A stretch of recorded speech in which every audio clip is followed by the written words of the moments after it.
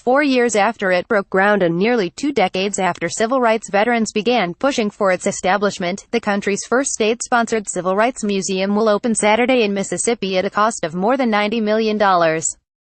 But for all the work that went into it and a companion state history museum here in the state capital, a growing number of the civil rights pioneers and modern-day activists it's supposed to honor are boycotting its kickoff event.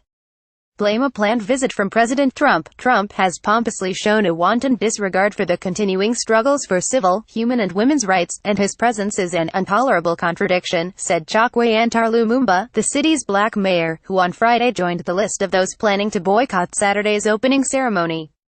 The museum's collection features thousands of artifacts from the state's history between 1945 and the 1970s, including the Money Miss grocery store door that 14-year-old Emmett Till walked out of in 1955, before being tracked down, accused of flirting with a white woman and lynched, the rifle used to shoot civil rights activist Medgar Evers in 1963, and burned crosses used in Klansman attacks on black activists.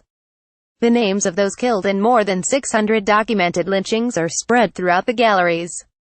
The launch of the Mississippi Civil Rights Museum and the Museum of Mississippi History, a connected series of exhibits spanning 15,000 years of local history, had attracted civil rights luminaries and their families from across the country before the White House said this week that Trump would speak. In a matter of days, support has collapsed among key African American leaders, saying Trump's record on civil rights is abysmal. The president of the National Association for the Advancement of Colored People has called for the president to skip the event. Rep. John Lewis, a prominent Georgia Democrat who helped organize the 1964 Freedom Summer voting drives in Mississippi, said he would not show up unless Trump bowed out. More absences. Former Gov. Reem Abbas and Rep. Benny Thompson, both Mississippi Democrats, and several state politicians, including the Democratic chair of the Mississippi Black Caucus. Outside the museum in downtown Jackson, demonstrators plan to rally as Trump's motorcade passes and turn their backs or kneel during the ribbon-cutting in symbolic protest. White House Press Secretary Sarah Huckabee Sanders called planned protests against Trump very sad, and said the president hopes others will join him in recognizing that the movement was about removing barriers and unifying Americans of all backgrounds. Museum officials fear the controversy over Trump's visits at the invitation of Republican Gov. Phil Bryant will overshadow an event that was supposed to be a point of pride for a state where activists say stark racial disparities in income, incarceration and education speak loudly to the struggles that have continued since the civil rights movement. The majority black city resides in the last state to feature a Confederate emblem on its flag. Trump has turned a celebration into a slap in the face, said Lori Bertram Roberts, a 39-year-old Jackson resident who will lead protesters she expects to swell to hundreds.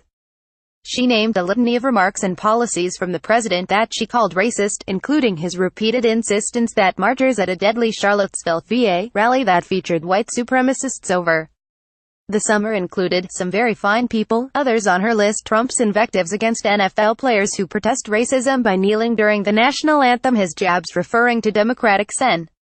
Elizabeth Warren of Massachusetts as Pocahontas, his statements against Black Lives Matter, and his travel ban that courts have found targets Muslims. Like many opposed to Trump's visit, Roberts, who is black, said she was excited about the museum and wanted it to thrive. Nobody is calling for people to go into the museum and protest. That would be disrespectful and weird. We've called for people to either turn their backs when Trump speaks or, if they want, to take a knee, said Roberts, who runs the Mississippi Reproductive Freedom Fund. She and others could find it hard to determine the right timing for that. Museum officials expected Trump to take part in an outdoor ceremony in front of thousands of attendees that will include speeches from Bryant and former Gov.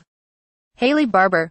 But the latest White House plans have the president speaking inside an auditorium to a private audience that includes civil rights veterans after a short tour of the museum, an apparent concession to the controversy. Not everyone is protesting the president's presence, including those who disagree with his policies. Activist Merle Evers, whose husband's 1963 murder by a white supremacist is part of the exhibits, is scheduled to speak Saturday. Evers said she was considering addressing Trump's visit. Reuben Anderson, who became the state's first black Supreme Court justice in 1985, will introduce several speakers as the master of ceremonies. Dennis Dahmer, whose father, Vernon, founded the Forest County chapter of the NAACP in Hattiesburg, Mississippi, and died after the Klan shot and firebombed his home in 1966, said Trump's visit split his family. I will be in attendance, along with my mother, sister and some of my nieces and nephews. We had hoped to have a much larger delegation but not anymore, said Dahmer, 64. He said about 10 of 20 family members were boycotting. Some of my family members just consider it a farce for Trump to be coming. People who expressed the same views as this president on minorities were the very people who opposed my father in the 50s and 60s. If you put on a blindfold and listen to some of our president's statements and listen to politicians of that era, I think you'd have a hard time discerning between the two, he said, but some of us cannot afford to not be there because we don't know what the president will say. We know he has a real affinity and admiration for some people on the far right. We are showing up to make sure whatever is said by whomever, it does not cloud the memory of Vernon Dahmer and others like him, Dahmer said. The director of the Mississippi Department of Archives, Katie Blunt, said she welcomed the president's visit. Trump frequently offends and ignites controversy with his remarks on race.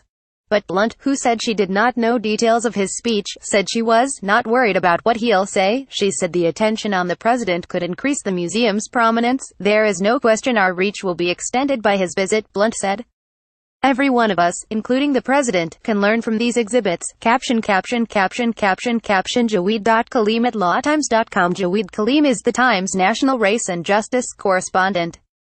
Follow him on Twitter, Facebook and Instagram. More national headlines.